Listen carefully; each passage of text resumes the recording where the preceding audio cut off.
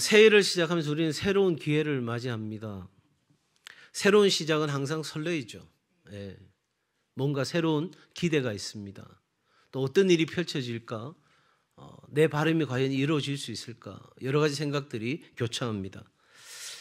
그런데 그런 설렘이나 기대만 있는 것이 아니라 사실은 새로운 시작은 우리로 하여금 두려움과 불확실함을 동반하죠. 2025년 형통하고 형통하기를 바라지만 내 예상과는 다르게 1월 2일부터 생각지 못한 크고 작은 어려움도 분명히 찾아올 수 있을 것 같은 왠지 불길한 예감은 딱 들어맞는 그런 일이 우리에게 있을 수 있습니다. 여호수아는 모세의 뒤를 이어서 이스라엘 백성을 인도하라고 하는 하나님의 사명을 받았습니다. 그런데 이게 간단하게 제가 하겠습니다. 한번 해보죠. 이럴 수 있는 일이 아니었어요.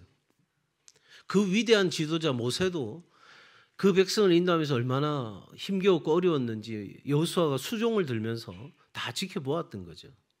그런데 이제 자기가 그 뒤를 이어가야 된다. 그것도 모세가 살아있는 것도 아니고 어려움이 닥치면 누구한테 물어볼 사람이 있는 것도 아니고 이제는 자기가 그 뒤를 이어가야 하는 것. 이런 여호수아의 마음과 형편을 알고 있는 방금 말씀드린 것처럼 설렘과 기대도 있지만 불안함과 그 불확실함 속에서 두려워하고 있는 이 여호수아를 너무나 잘 아는 하나님께서 뭐라고 말씀하시냐면 강하고 담대하라. 그렇게 말씀하시면서 그에게 한 가지 확실한 약속을 했어요. 무슨 약속을 하냐면 형통의 복을 약속하셨어요. 그러니까 네가 어디로 가든지 너는 형통하게 될 거다. 한마디로 무슨 말이에요? 걱정하지 마라. 내가 너를 뭐 해준다? 책임진다는 거예요. 사람의 약속은 이루어지지 않을 때가 참 많죠. 예. 손에 물 한 방울 안 묻힌다. 예. 그랬는데 안 묻히기는커녕 물에 젖어 사는. 오빠가 그때 그랬잖아. 오빠는 그때 최절정에 있을 때 결혼하자고 하고 그다음부터 내리막길을 달리고 있는 거예요. 여러분, 성경에서 말하는 이 형통은 우리의 욕구나 기대가 충족되고 소위 성공적인 삶을 살고 세상적으로 잘 나가는 그런 것을 의미하는 것이 아닙니다.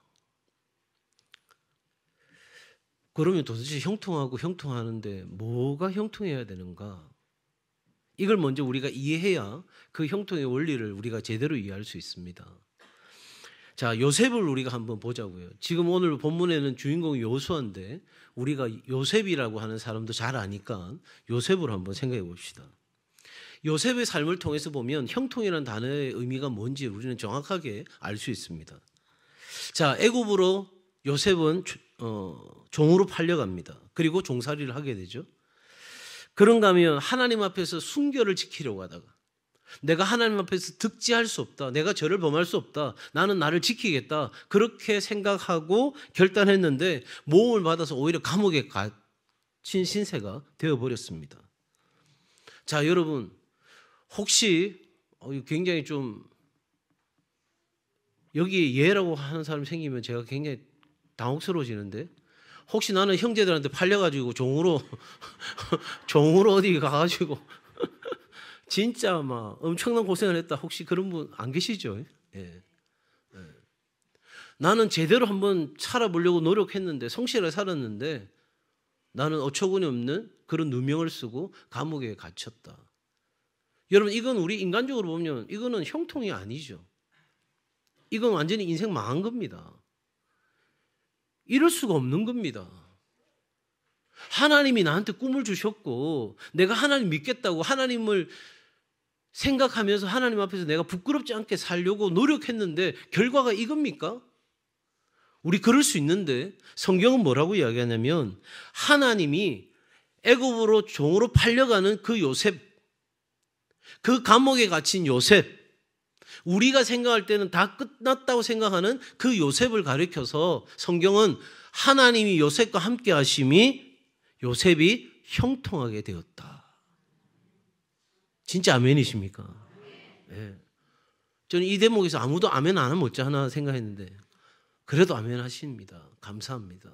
여러분, 그럼 여기서 우리가 질문하게 되잖아요. 그럼 성경이 말하는 형통이란 도대체 뭐냐?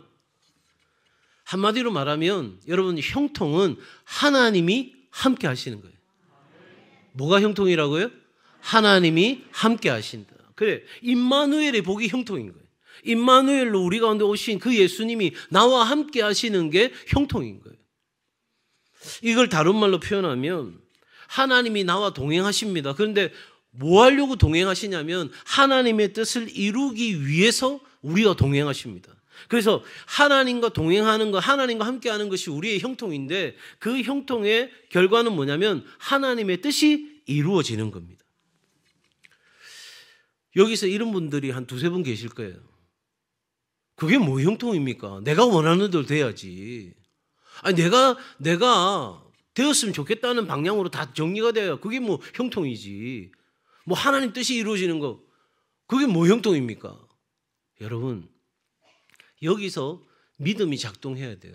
어떤 믿음이 작동해야 되냐면 내가 바라는 것이 내 뜻대로 이루어지는 것보다 하나님의 뜻이 이루어지는 것, 나를 향한 하나님의 뜻이 이루어지는 것이 내 삶에 가장 고상하고 아름답고 귀하고 우리 삶의 최고의 삶을 가져다 주는 삶이 되는 줄로 믿습니다. 이 믿음이 작동해야 되는 거예요. 내가 원하는 대로 뭐가 다 잘 풀리고 막 로또 복권 하나 샀는데 1등으로 당첨되고. 역시 우리는 이런 거하고는 관계없어. 아무도 아멘을 안 해. 모르죠. 두세 사람 속으로 대빵 크게 아멘 했는지 모르겠어요. 여러분, 그렇게 되어야 형통이지. 아니요. 그 내 삶으로 되는 것은요, 이게 나중에 가서 잘 될지 못 될지 우리는 몰라요. 심지어 여러분, 하나님 없는 성공은 반드시 후회를 남겨요. 제 말이 거짓말인지 한번 살아보세요. 인생 살아보고 나중에 그때 가서 후회하지 마시고 지금 제가 전하는 이 말씀이 하나님이 내게 주시는 말씀으로 알고 하나님 없는 성공, 하나님 없는 내 인생에 잘 나가는 거, 그건 오히려 후회를 남긴다. 나의 인생이 제대로 된 형통은 내가 감옥에 가는 것도, 내가 노예로 팔려가는 것도, 내가 생각지 못한 크고 작은 어려움들이 내게 찾아와서 내가 남들이 보기에 정말 불쌍한 인생이 되는 한이 있더라도 그것이 하나님과 함께하는 것이고 하나님이 나를 떠나지 않으시고 나와 동행하여 주시고 하나님이 나를 통해서 하나님의 뜻을 이루어 가시는 그 여정이라면 오케이, 나는 형통이다. 사랑하는 여러분, 우리가 바라는 형통이 아니라 하나님의 뜻이 이루어지는 형통을 우리는 새해에 기대해야 하는 것입니다. 그러므로 여러분, 우리가 생각하는 이 형통은요, 우리의 상황과는 상관없어요. 우리 처한 환경이 어떠하든지 하나님과 내가 동행하고 있다면, 그래서 하나님이 나를 통해서 하나님의 뜻을 이루어가고 계시다면 비록 우리의 어려운 삶의 자리도 이 형통의 비밀이 작동하고 있다는 것을 기억해야 하는 것입니다. 그래도 또 궁금하신 분이 계실 거예요. 대충은 알겠는데 그러면 도대체 그게 어떻게 형통이 됩니까? 여러분, 하나님과 동행한다는 것은 하나님의 뜻대로 부르심을 입어 하나님의 자녀가 되어 하나님과 함께 걷는다는 거예요. 그런데 여기 로마서 8장에 보면 정말 기가 막힌 말씀이 있죠. 하나님의 뜻대로 부르심을 입은 자들에게는 모든 것이 합력하여 선을 이룬다. 하나님 보시기에 좋다 하는 그 삶의 결과로 반드시 이어져 간다.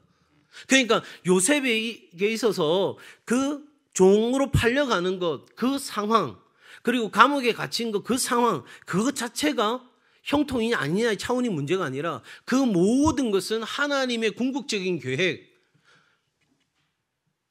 이 요셉을 통해서 그 나라의 탁월한 지도자가 되게 하셔서 이스라엘 백성을 전체를 구원하고자 하는 하나님의 그 크신 계획이 이루어지는 그 과정 속에 있기에 그 아픔과 그 고난과 그 눈물과 그 억울함은 모든 것이 선을 이루는 하나님의 비빔밥의 재료가 되어서 하나님의 멋진 작품이 만들어지기에 여러분, 우리의 삶은 우리의 상황, 형편, 처지 그거와 관계없이 내가 하나님과 동행하면, 내가 하나님과 함께하면, 내 삶을 통해 하나님의 뜻이 이루어진다면 오늘 우리의 삶은 반드시 이 형통의 길을 걷는다 하는 것입니다.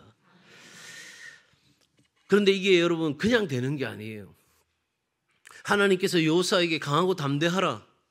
내가 너와 함께 하겠다. 그러시면서 내가 너의 가는 길 어디로 가든지 내가 너를 형통하게 하겠다 하셨을 때 거기에는 형통의 원리가 작동해요. 그냥 내가 가만히 있어도 알아서 형통케 되는 게 아니에요. 아주 중요한 세 가지 원리가 작동해요. 첫 번째 원리입니다. 여러분 2절 말씀 같이 한번 읽어볼까요? 여호수아 1장 2절 말씀 같이 읽습니다. 시작. 내 종 모세가 죽었으니 이제 너는 이 모든 백성과 더불어 일어나 이 요단을 건너 내가 그들 곧 이스라엘 자손에게 주는 그 땅으로 가라. 3절 말씀 보니까 이렇습니다. 너희 발바닥으로 밟는 곳은 모두 내가 너희에게 주었노니. 하나님은 여호수아에게 모세의 뒤를 이어 사명을 맡기시면서 말씀하신 약속이 한 가지가 있는데 그게 뭐냐면 내가 밟는 모든 곳을 너에게 줄 것이다. 여러분 이건 그냥 쉬운 이야기가 아니에요. 왜냐하니까 지금 이스라엘 백성들은 전쟁 준비를 하고 여기까지 온 게 아니잖아요. 그냥 가라 하니까 갔고 구름기둥과 불기둥이 인도하는 대로 그 광야를 40년을 지나서 온 거예요. 그러니까 하나님은 이 40년 동안 이 이스라엘 백성들을 탁월한 군사로 훈련시키시거나 어떤 정말 멋진 첨단 무기를 장착할 수 있도록 준비를 시키신 게 아니에요. 오직 한 가지만 훈련시켰어요. 믿음과 순종이에요. 구름기둥 아래 있거나 불기둥 아래 있거나 하면 산다. 그렇게 끝까지 40년을 훈련시키신 거예요. 그런데 여러분 이 이스라엘 백성들을 기다리고 있는 다른 족속들은 어떤 상황입니까 지금? 인근각지에서 소문이 가지 않았겠어요, 그죠? 야, 지금 이스라엘 백성들이 가나안으로 오고 있을 때 자기들 땅이라고 차지하려고 하는데, 자, 그러면 어느 바보가 가만히 있겠어요? 전부 다 자기들은 그 수십 년의 시간 동안 뭘 준비하겠어요?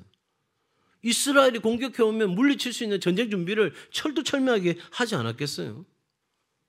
그런데 하나님이 여호수아에게 야 내가 군사 얼마를 줄 테니까 걱정 마라. 내가 너에게 무기를 그 가나안의 족속들이 갖고 있는 무기하고는 상대도 안 되는 엄청난 무기를 내가 너한테 주겠다가 아니고 아주 결과적으로 한마디를 하세요.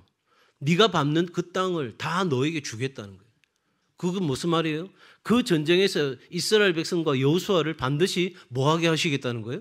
승리하게 하기. 믿으시면 아멘.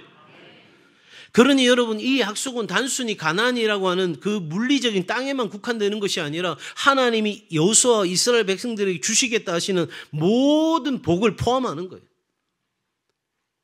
여러분 하나님께서 우리에게 아들 예수 그리스도를 내어주셨을 때는 우리에게 아들을 아끼지 않으신 분이 우리에게 무엇인들 아끼시겠냐고요.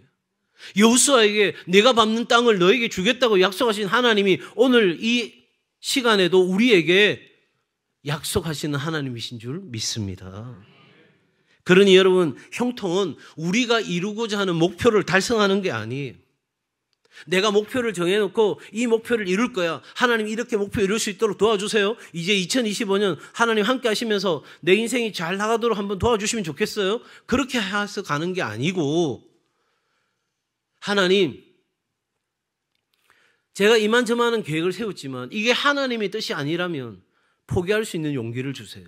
내려놓을 수 있는 믿음을 주세요. 그리고 나를 통해서 하나님이 계획하신 목적이 온전히 다 이루어지는 한 해가 되기를 원합니다. 이게 우리의 기도가 되어야 되는 거죠.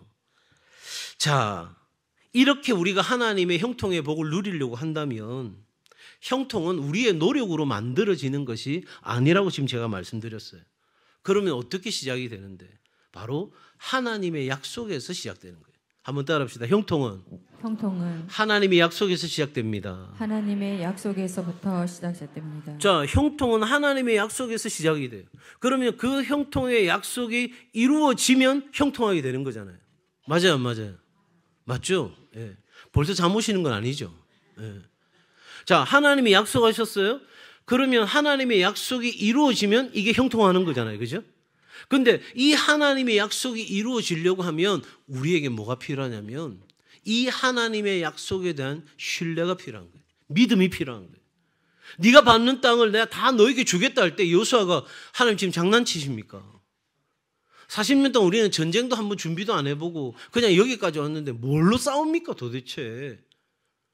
아니 이 군사라고 할 만한 사람이 있습니까 하나님? 참 해도 너무하시네요. 이럴 수 있는데 여호수아는 두려워하는 상황입니다. 염려가 있는 상황입니다. 불안한 상황입니다. 불확실성이 자신의 삶에 여전히 존재하고 있는 상황입니다. 그런데 하나님이 말씀하시니까 여호수아는 그 하나님의 말씀을 딱 붙잡았어요. 확신을 가지고 그 말씀을 신뢰합니다.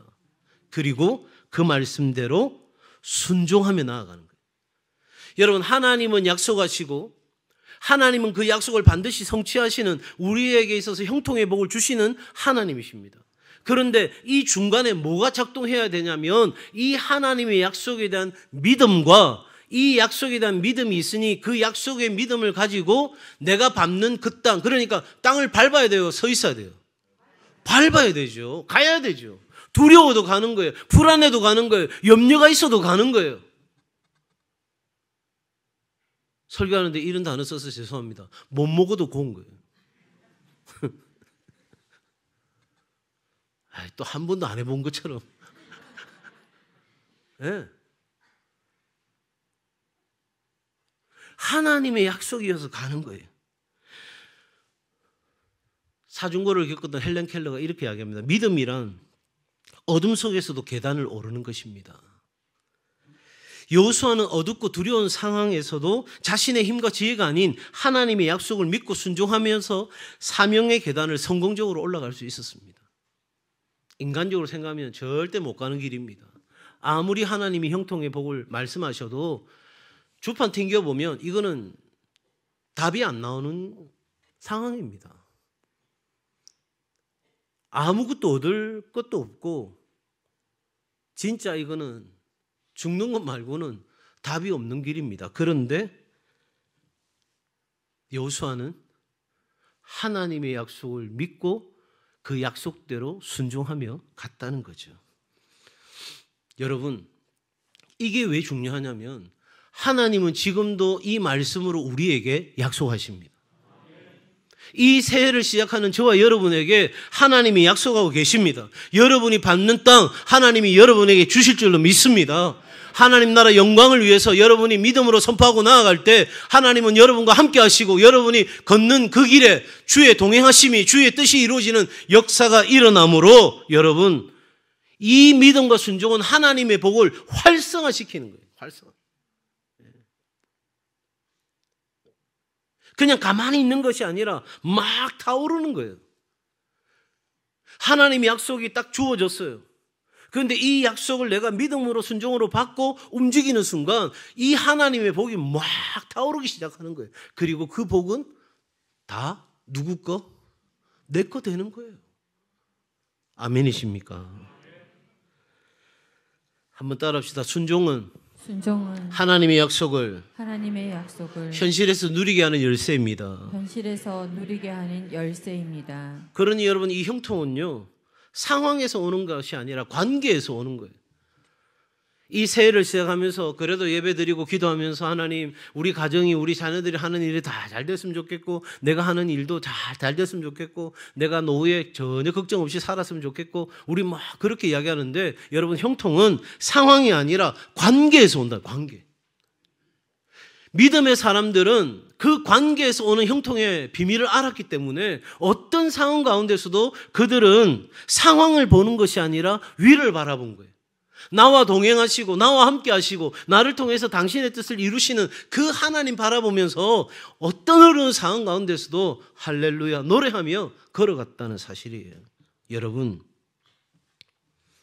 형통은 그러기에 얼마나 많이 소유하느냐가 아니라 내가 얼마나 확실하게 하나님의 약속을 믿고 순종하느냐에 달려있어요.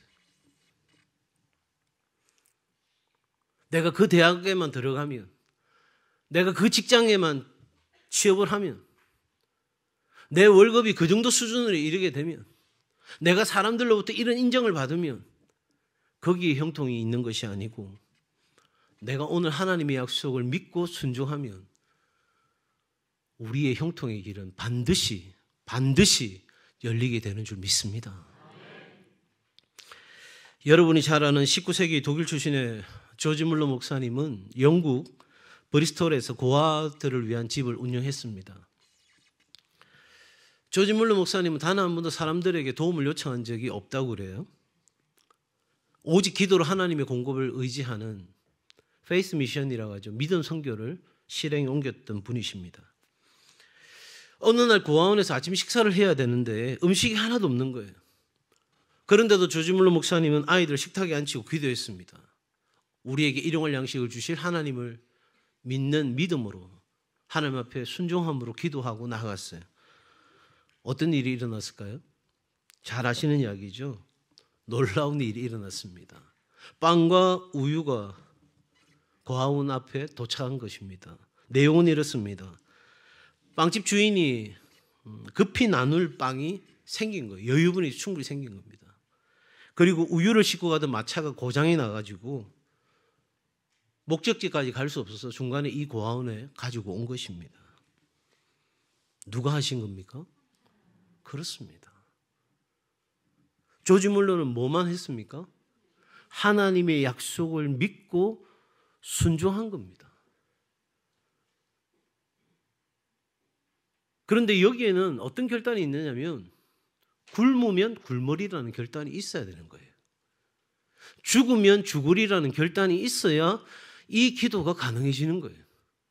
하나님에 대한 절대 신뢰는 여러분 그냥 되는 게 아니에요.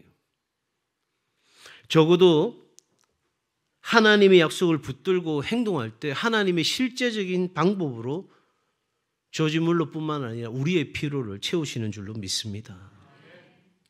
하나님의 약속 우리 눈에 보이지 않을 수 있습니다. 그게 어떻게 보입니까? 그러나 하나님의 말씀 앞에 믿음으로 순종할 때 우리는 그 약속이 실제가 되는 과정을 경험하게 될 것입니다. 그러므로 2025년 한번 따라합시다. 하나님의 약속을 확신합니다. 하나님의 약속은 변함이 없어요. 히브리서 13장 8절에서 말하듯이 예수 그리스도는 어제나 오늘이랑 영원토록 동일하시다는 거예요. 자, 두 번째 한번 따라합시다. 날마다 순간마다 순종의 행동을 취하겠습니다. 순종의 행동을 취하겠습니다. 믿음은 말로 끝나는 게 아니에요. 행동으로 나타나야 합니다. 여러분, 순종은 하나님의 복을 현실로 만드는 거예요. 하나님이 내가 밟는 모든 땅을 너에게 주겠다고 약속하셨는데 한번 주보시죠 하고 가만히 있으면 그건 이루어지지 않는 거잖아요. 가야 하는 것입니다. 우리도 오늘 하나님의 약속을 붙들고 비록 우리의 삶의 형편과 상황들이 녹록지 않아도 이 믿음의 발걸음, 순종의 발걸음을 옮김으로 2025년 형통하고 형통한 저와 여러분의 삶이 주의 공동체의 삶이 되기를 주의 이름으로 축복합니다. 자, 두 번째 형통의 원리가 있어요. 8절 말씀입니다. 8절 같이 읽습니다. 시작. 주야로 그것을 묵상하여 그 안에 기록된 대로 다 지켜 행하라. 그리하면 내 길이 평탄하게 될 것이며 내가 형통하리라. 한번 따라합시다. 말씀을 붙들고 말씀을 묵상하며 말씀 안에 거하는 것입니다. 형통의 원리 첫 번째가 하나님의 약속을 믿고 순종하는 것이라면 그 약속에 구체적으로 우리에게 주어지는 하나님의 말씀을 붙드는 거예요. 뭘로? 지난주 주일 제가 말씀드렸어요. 내 삶에 가장 가치 있는 것으로, 내 삶의 기준이 되는 것으로, 내 삶의 방식과 태도로, 그리고 내 삶의 목적으로 하나님의 말씀을 딱 붙잡는 거예요. 그래야 거기에 인생의 답이 있어요. 그런데 그냥 붙드는 게 아니라 그 말씀을 구체적으로 묵상하는 거예요. 읊조리는 거예요. 그게 내 입에서 떠나지 않도록 계속해서 중얼중얼 읊조리는 거예요. 뿐만 아니라 그 말씀이 내 안에 있고 내가 그 말씀 안에 있는 거예요. 사랑하는 여러분, 주야로 이 말씀을 묵상하라는 것은 단순히 그냥 읽는 차원에서 끝나는 것이 아니라 더 깊이 묵상하고 그것을 지키는 삶에 적용하는 데까지 가야 한다는 것을 우리에게 말씀합니다. 그러니까 말씀을 묵상한다는 것은 이 하나님의 말씀이 있어요. 우리에게. 로고스, 주어져 있는 객관적인 말씀이 있어요. 그런데 이 말씀이 내 생각과 내 마음과 내 삶과 일치되어져 가는 과정이 하나님 말씀을 묵상하는 과정인 거예요. 묵상만 하는 사람들이 있어요. 제가 오래도록 목회하면서 말씀 묵상을 가르치고 말씀 묵상 나눔의 시간들을 가져보면 말씀 묵상은 기가 막히게 해요. 적용점도 기똥차게 차단해요. 그리고 말씀 나눔 방에 와서 정말 말씀을 막 나누어요. 근데 문제는 어디에 있어요? 삶은 아무것도 바뀌는 게 없어요. 그건 뭐죠? 하나의 지식이 된 거예요. 하나의 자기의 트렌드가 된 거예요. 사랑하는 여러분, 말씀을 묵상한다는 것은 이 말씀과 내 삶이 일치가 되어지면, 앞서 우리 이야기했잖아요. 형통은 하나님과 동행하는 것. 다시 말하면 하나님의 뜻이 이루어지는 거잖아요. 그러니까 말씀과 내 삶이 일치되면 누구 뜻이 이루어져요? 하나님의 뜻이 이루어지는 거예요. 그러니까 우리가 날마다 하나님의 말씀을 묵상하는 작업이 있어야만 형통의 놀라운 삶을 살 수 있는 거예요. 말씀이 없으면 내 안에 형통할 게 없어요. 왜? 하나님의 뜻이 뭔지도 모르고 하나님의 뜻이 뭔지는 알았다 할지라도 그걸 행할 수 있는 힘도 내게 없고, 힘이 내게 없으니 그 말씀대로 살지 않으니 그 상황 속에서 역사하시는 하나님을 경험할 수는 더더욱 없고, 우리는 이렇게 무기력한 신앙생활을 할 수밖에 없는 거죠. 성경은 말합니다. 말씀에는 능력이 있습니다. 우리의 혼과 영과 관절과 홀수를 찔러 쪼개 영혼과 행실을 변화시켜 놓는 능력이 있습니다.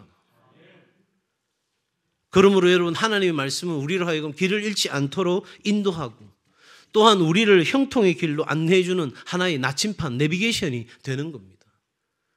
내가 어디로 가야 할까요? 그때 우리 하나님 말씀은 여기가 정로라, 여기가 네가 가야 할 길이라 우리에게 가르쳐 주시는 거예요. 지혜가 없다고요? 그 지혜를 구하고 하나님 말씀 앞에 엎드리면 그 지혜로운 하나님이 우리에게 꾸짖지 않으시고 하나님의 지혜를 우리 가운데 주신다잖아요. 내가 뭘 해야 될지 모른다고요? 하나님은 우리 마음에 소원을 두고 행하시는 분이세요. 그래서 우리 마음에 그것을 하고자 하는 소원을 계속해서 불러일으켜서 하나님의 뜻을 이루어가는 방향으로 우리의 삶을 인도하는 거예요. 여러분, 우리의 삶에 혼란이 찾아올 때 이 말씀은 등대와 같이 우리에게 환하게 길을 비춰줍니다. 여호수아는 하나님의 말씀을 묵상하고 순종함으로써 이스라엘 백성을 약속의 땅으로 인도할 수 있었습니다. 마찬가지로 우리의 삶에도 매일의 삶에 있어서 말씀 묵상이 우리의 삶의 중심이 될 때 하나님의 형통을 경험할 수 있습니다. 그러므로 여러분, 우리가 이 형통을 누리기 위해서는 하나님의 복이 흘러 들어오는 통로가 막히면 안 되는 거예요. 아니, 수도꼭지가 있으면 뭐예요? 물이 그것까지 안 오는데 아무리 수도꼭지를 막 틀어도 형통을 하겠다고 약속하셨는데, 나에게 형통의 복을 주시겠다 약속하셨는데 왜 안 나와? 뭐가 문제일까요? 수도관이 막혀 있어요. 물이 흘러오다가 더 이상 한 방울도 흘러나올 수 없는 꽉 막혀 있는 상황이 되었어요. 이게 해결되지 않으면 형통의 복의 수도꼭지는 틀어지지 않습니다. 그래서 말씀의 묵상이 또 필요한 이유가 거기 있는 거예요. 왜냐하면 말씀은 마치 거울과도 같은 거예요. 내가 하나님 말씀 앞에 서게 되면 우리 얼굴에 묻은 뭔가 잘못된 거, 그거 다 표시 나잖아요. 그죠? 제가 1년에 딱 한 번 한복이 있거든요. 그래도 새해를 시작하니까 우리 성도들에게 새 마음 새 뜻으로 시작하는 마음으로 입는데 저한테는 참 불편한 옷이에요. 지금도 저기 앉아가지고 계속 이게 내리가나 지금 계속 이 줄 내리가면 어떡하나 막 신경이 막 쓰이는 거예요. 그럴 때 뭐 봐야 돼요? 거울 봐야 되죠. 여러분, 무언가 내 삶에 막힌 것이 있고 뭔가 답답한 것이 있다면 우리는 하나님 말씀으로 돌아가야 되는 거예요. 내 신세 한탄하면서 머리에 띠두르고 들어누워 있을 게 아니고 아이고야, 아이고야, 이렇게 있을 게 아니고 그 순간마다 하나님 말씀 앞으로 나아가면 하나님이 우리를 비추어서 우리에게 무엇이 더러운 것인지 무엇이 막혀 있는 것인지 볼 수 있게 하시는 거예요. 온갖 세속의 흙탕물로 뒤덮여 있다면 여러분 적어도 우리는 이 말씀 앞에 서서 다시 우리가 깨끗함을 입는 일이 있어야 이 형통에 놀라운 복의 통로가 막힘없이 흐르게 되는 줄 믿습니다. 우리는 내가 하는 일을 통해 스스로 형통을 만드는 자들이 아닙니다. 내가 복을 만드는 자들이 아닙니다. 적어도 여러분, 일은 하나님이 하십니다. 내가 하는 것 같아요. 맞아요. 내가 직장생활도 하고 내가 노력도 하고 내가 애를 쓰는 것 같아요. 그러나 결정적인 순간에 그 갈대 상자를 열었을 때 그 바로의 딸이 그 아이를 불쌍하게 여기는 그 긍휼의 마음이 없다면 아무리 갈대 상자 제대로 만들어도 인생 거기서 끝나는 거예요. 하나님이 내 삶에 개입하고 들어오시는 그 순간 여러분 내가 하는 일이 아니라 일은 하나님이 하시는 거예요. 그럼 우리는 뭐 하는가? 다시 처음으로 돌아갑니다. 하나님과 동행하는 삶으로 우리를 부르신 거예요. 일은 내가 한다. 너는 나하고 동행하자. 그러면 내가 너를 통해서 나의 뜻을 이룬다. 걱정하지 마라. 네가 받는 땅 다 너에게 준다. 너 책임진다. 그런데 문제는 우리가 안 믿으니까 안 되는 거예요. 우리가 못 믿으니까 안 되는 거예요. 우리가 적당하게 믿으니까 아무 역사도 우리 안에 일어나지 않는 거예요. 아니 하나님 사랑 많으신데 적당하게 믿어도 역사를 베풀어 주시고 다 좀 해주시면 안 됩니까? 안 됩니다. 왜요? 우리는 참으로 어리석어서 다음에도 그냥 그렇게 해도 되는 줄 알고 착각하고 가기 때문입니다. 요셉처럼 하나님 부르심에 따라 살아갈 때 유혹과 시험이 찾아옵니다. 그때 우리의 복의 통로가 막히지 않기 위해서 형통의 그 통로가 막히지 않기 위해서 우리는 하나님의 말씀 앞에 서서 거룩한 삶으로 자신을 지켜내는 작업들이 우리 안에 있어야 하나님이 우리에게 필요한 모든 것을 주시는 형통이 우리 가운데 찾아오는 것입니다. 하나님은 우리에게 있는 작은 영향력까지도 하나님의 놀라운 복의 통로로 쓰셔서 하나님의 일을 이루십니다. 그러니 성도 여러분, 또 우리 자녀 여러분, 하나님의 말씀에 붙잡혀 사는 것보다 지혜로운 것이 없습니다. 우리 인생에서 꼭 해야 되는 것 한 가지, 하나님의 말씀을 붙들고 그 말씀 안에 살아가는 것에 내 인생을 투자하는 겁니다. 아니 지금 대학 진학 위해서 시험 준비해야 되는데요. 중간고사, 기말고사 코앞인데요. 지금 취업 준비해야 되는데요. 내 인생에 이것저것 해야 될 일이 많은데요. 하나님은 그거 하면 네가 형통하다고 약속한 것이 아니고 하나님의 말씀을 붙들고 그 말씀을 묵상하고 그 말씀 안에 거하면 내가 너를 형통하게 한다고 약속하셨어요. 그러니 여러분, 우리 생애를 하나님과 하나님의 말씀에 투자할 때 그 말씀이 우리 인생을 형통의 길로 이끌어 줍니다. 그러기에 부모된 여러분, 이 새해를 시작하면서 기억하십시오. 자녀들의 성적 관리와 세상의 스펙을 쌓는 일보다 어린아이처럼 말씀을 사모하는 일에 우리 자녀들이 열심을 내도록 가르쳐야 합니다. 크면 점점 말을 안 듣죠. 또 말을 할 수도 없고요. 아주 어릴 때부터 경건의 훈련을 쌓아가는 것이 굉장히 중요합니다. 자녀에게 그렇게 하려면 우리 부모가 하나님 말씀이 삶의 중심이 되어야 되는 거예요. 제가 우리 부모님들 힘들게 하려고 자녀들과 함께 가정 예배를 드리십시오. 가족과 함께 말씀 묵상을 하고 그걸 나누십시오. 그렇게 하는 게 아니에요.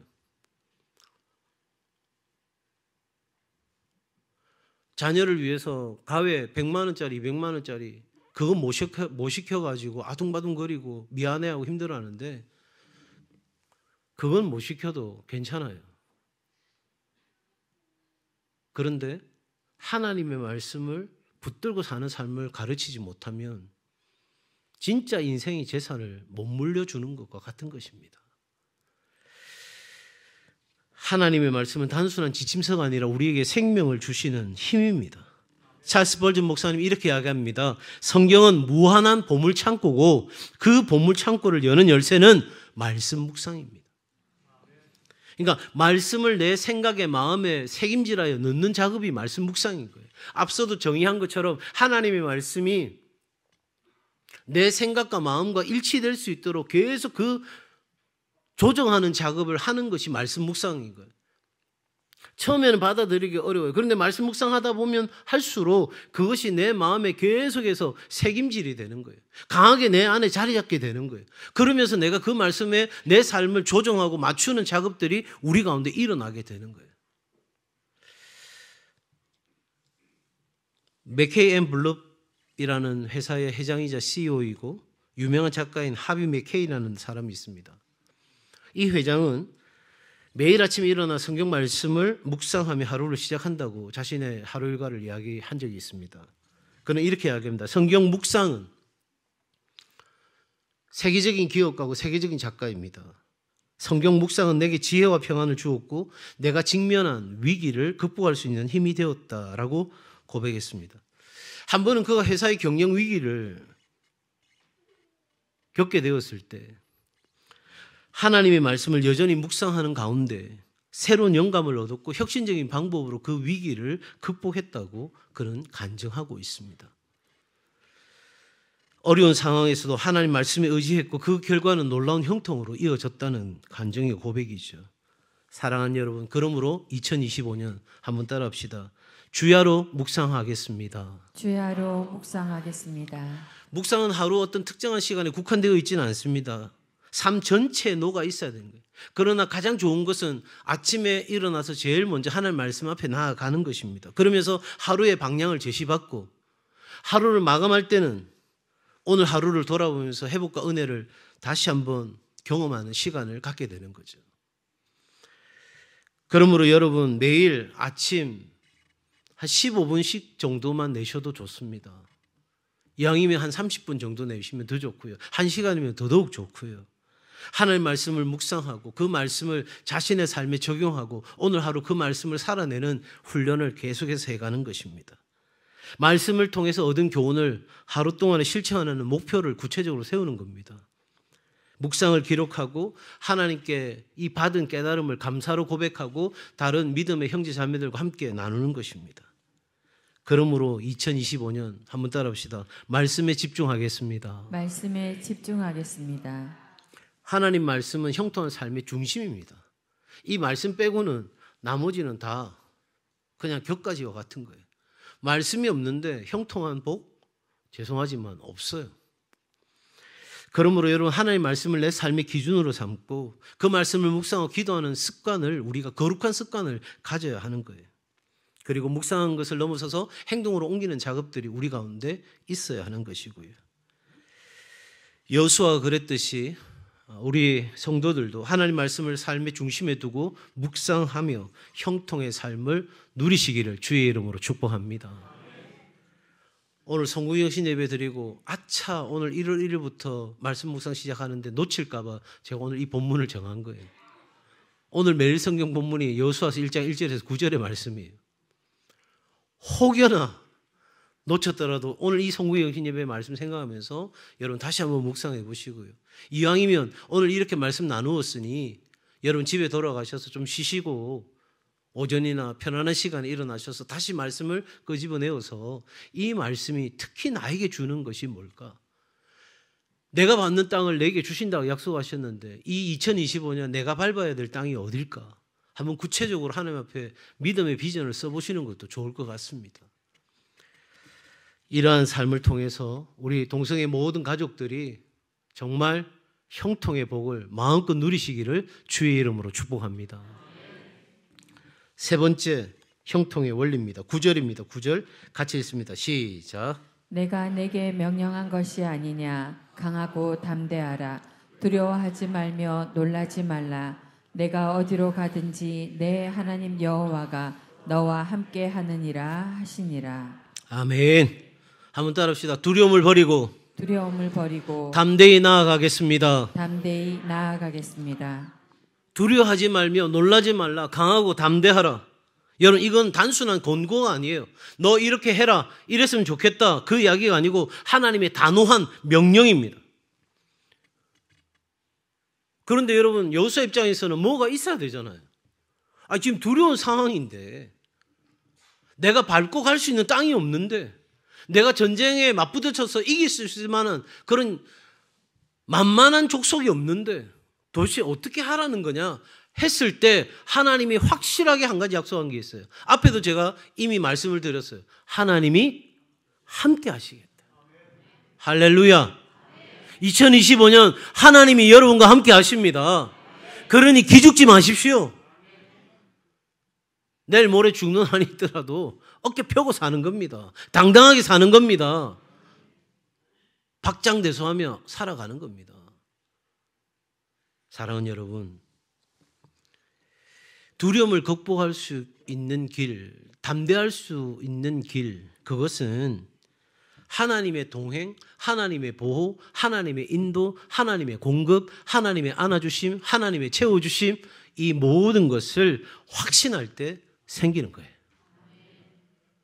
두려움은요, 시도 때도 없이 우리에게 찾아와요. 이렇게 일이 안 되면 어떡하나, 저렇게 돈이 다 나가면 어떡하나, 수많은 염려, 근심, 걱정거리들이 제가 확실하게 예언합니다. 2055년에도 여전히 여러분의 발목을 잡을 겁니다. 못 살게 굴 겁니다. 그럴 때마다 하나님이 나와 함께 하신다.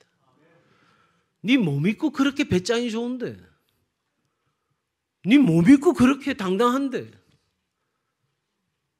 너 뭐가 그렇게 좋아서 웃고 있는데. 제가 어릴 때 저희 아버지가 저한테 너는 뭐가 그리 좋아서 웃고 있는데 할 때 우리 주님이요 이렇게 한번 했어야 되는데, 남자는 그렇게 웃는 것도 아니고 우는 것도 아니고, 그때 내가 교육받아가지고 지금 웃지도 못하고 울지도 못하는 이상한 표정만 맨날 짓고 있는데.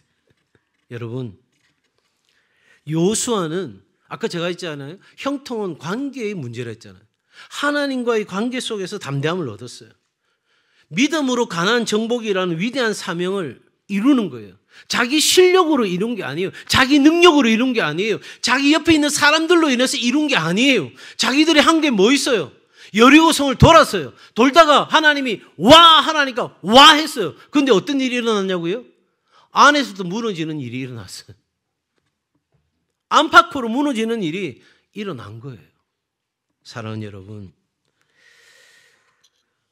두려움은 하나님을 믿는, 동행하시는 하나님을 믿는 믿음으로 극복될 수 있습니다. 왜 이 두려움이 극복되는 것이 중요하냐면, 두려움이 극복되어야 나아가는 거거든요.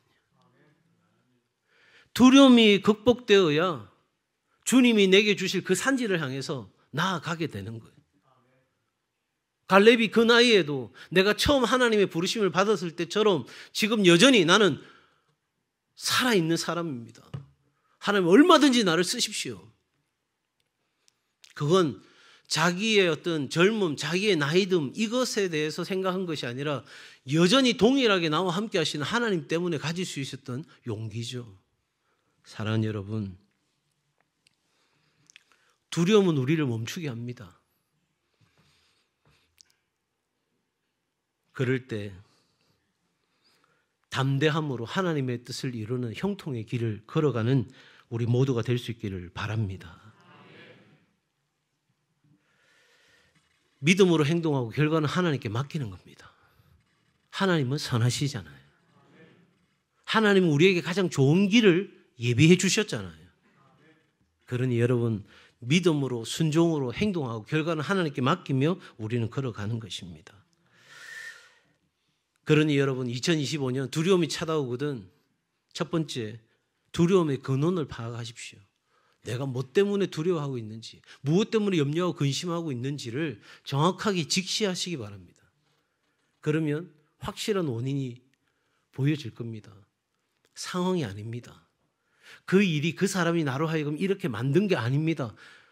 그 너머에 있는 하나님에 대한 신뢰가 자꾸만 식어져 가니까 우리는 두려워하고 있다는 걸 알게 될 것입니다. 그때 여호수아서 1장 9절의 말씀을 소리내어서 읽으시기 바랍니다. 한번 연습해 볼까요? 9절 시작. 강하고 담대하라. 두려워하지 말며 놀라지 말라. 내가 어디로 가든지 내 하나님 여호와가 너와 함께 하느니라 하시니라. 하나님 여호와가 나와 함께 하느니라. 그렇게 두려움을 직시하고 나아갔다면 한번 따라합시다. 날마다 하나님의 임재를 의식하겠습니다. 하나님의 임재를 의식하겠습니다. 하나님이 나와 함께 하신다. 내 삶 가운데 역사하신다. 나를 위해서 지금도 일하고 계신다. 그러므로 여러분, 보이지 않아도 들리지 않아도 하나님의 동행하심을 믿고 걸어갈 수 있기를 바랍니다. 미국의 대통령이었던 루즈벨트 대통령이 이렇게 이야기합니다. 두려움을 극복하는 유일한 방법은 행동하는 것이다. 두려움이 해소될 수 있는 모든 조건을 만들어 놓고 가는 게 아니라 두려움 중에 있지만 하나님을 신뢰함으로 우리는 발걸음을 옮기는 것입니다. 여러분에게 책과 책에 있는 이야기를 하나 소개하고 말씀을 마무리하겠습니다. 끈이라는 책을 쓴 박정헌 씨의 이야기입니다. 2005년 1월 산악인 박정헌 씨와 후배 최강식 씨가 해발 6,440m 히말라야 촐라체 북벽 등반에 성공하고 하산하는 중에 조난을 당하고 구조되기까지의 과정을 기록한 바로 등반기가 이 끈이라는 책의 내용입니다. 박정헌 씨와 최강식 씨는 산 곳곳에 위험한 곳이 많기 때문에 로프로 서로를 묶고 내려오고 있었습니다. 그런데 후배 최강식 씨가 눈으로 덮여있던 빙벽 사이로 추락하게 된 겁니다. 후배가 외마디 비명을 치는 순간 앞장서고 있던 박정헌 씨는 반사적으로 몸을 땅에 붙이고 얼음을 찍어 간신히 멈추었습니다. 멈추긴 했는데 이제부터가 문제입니다. 아무리 힘을 내어 끌어올리려고 해도 후배가 전혀 끌어올려지지 않는 겁니다. 이 최강식 씨가 떨어질 때의 충격으로 두 발이 다 부러져서 혼자서는 벽을 기어오를 수 없는 상태였기 때문입니다. 위에 있던 이 박정헌 씨 역시 갈비뼈가 부서져서 매우 어려운 상황이었습니다. 이렇게 히말라야 외딴 곳에서 어느 누구의 도움도 없이 오직 둘 사이를 연결한 끈을 놓지 않은 채 삶과 죽음 사이에서 사투를 벌인 시간이 10분, 20분이 아니라 자그마치 3시간이었습니다. 여러분, 이때 박정헌 씨에게 무슨 생각이 들었을까요? 여러분 같으면 어떤 생각이 들까요? 나는 지금 갈비뼈가 다 부서져서 힘을 쓸 수 없는 상황이고 내 후배는 저 밑에 얼음 절벽에 떨어져서 두 다리가 다 부러진 상태로 스스로는 올라올 수 없는 상황이고 3시간을 이렇게 사투를 벌이는데도 아무런 변화도 없는 이 상황에서 여러분 무슨 생각이 들까요? 거의 모든 사람이 밑에 있는 사람은 끈을 끊으라고 이야기할 것이고 위에 있는 사람은 끈을 끊고 싶다는 생각이 드는 것이 인지상정이죠. 박정헌 씨도 연결된 끈을 끊고 싶다는 생각이 들었다고 합니다. 하지만 그럴 수 없었습니다. 끈으로 두 사람의 몸을 묶은 그 순간 두 사람의 생명은 하나였기 때문입니다. 3시간의 사투 끝에 최강식 씨가 간신히 절벽을 기어 올라왔고요. 그러나 두 다리가 부러진 사람과 산을 내려가는 것 또한 만만치 않은 일이었습니다. 안경을 잃어버려 시력이 0.3밖에 안 되는 박정헌 씨에게 온 세상은 허옇게 보였고 두 발목이 부러진 최강식 씨 역시 가까스로 기어야 했습니다. 두 사람이 그렇게 서로 의지해서 산을 내려오는데 무려 5일이 걸렸다고 합니다. 간신히 구조되어 극적으로 생還하였지만 너무 오랜 시간 추위에 노출되어 있었기 때문에 심한 동상이 걸려 그들의 손가락과 발가락은 이미 썩어가고 있었습니다. 결국 박정헌 씨는 8손가락과 2개의 발가락을 잘랐고 최강식 씨는 9손가락과 발가락 대부분을 잘라냈습니다. 그렇지만 그들은 결코 서로를 버릴 수 없었습니다. 그저 살아만 있어 달라고 서로 기도했고요. 여러분, 우리에게도 바로 이 끈이 있음을 이 성궁 영신 예배를 드리며 우리는 분명히 알아야 합니다. 하나님과 우리를 묶고 있는 끈이 있습니다. 바로 예수 그리스도입니다. 예수 그리스도는 곧 말씀입니다. 말씀이 하나님과 우리 사이의 끈입니다. 주님의 피값으로 사신 교회가 끈입니다. 가족 교회가 여러분의 끈입니다. 먼저는 하나님께서 우리에게 말씀하십니다. 나는 너를 절대 포기할 수 없어. 독생자 예수 그리스도가 십자가에 못 박혀서 머리에 가시관을 쓰고 손발에 박힌 그 못자국과 옆구리에 창으로 찔린 그 모든 것들 다 너를 위한 것이었어. 내 손이 잘라져 나가고 내 발이 잘라져 나가는 그 아픔 속에서도 내가 너를 살려야 된다는 그것 말고는 다른 이유가 없어. 우리 하나님 말씀하십니다. 하지만 때때로 우리는 이러저러한 이유로 이 끈을 끊으려고 할 때가 참 많습니다. 말씀의 끈, 공동체의 끈, 끊어버리고 싶다는 생각을 한 적이 계실 겁니다. 말씀을 묵상하고 지킨다는 것이 또한 공동체로 한 몸으로 묶여 있다는 것이 부담스러울 때도 있을 것입니다. 그러나 명심해야 합니다. 그렇게 끊어버리고 싶은 것은 우리 앞에 놓여있는 성경책이 아닙니다. 내가 다니는 교회, 교인들이 아닙니다. 사실은 예수라는 끈을 끊고 싶은 겁니다. 그러면 우리는 끝입니다. 하지만 아무리 어려운 상황이라도 이 끈이 끊어지지 않으면 우리는 삽니다. 반드시 삽니다. 이 새해 하나님은 우리에게 형통의 복을 약속해 주셨습니다.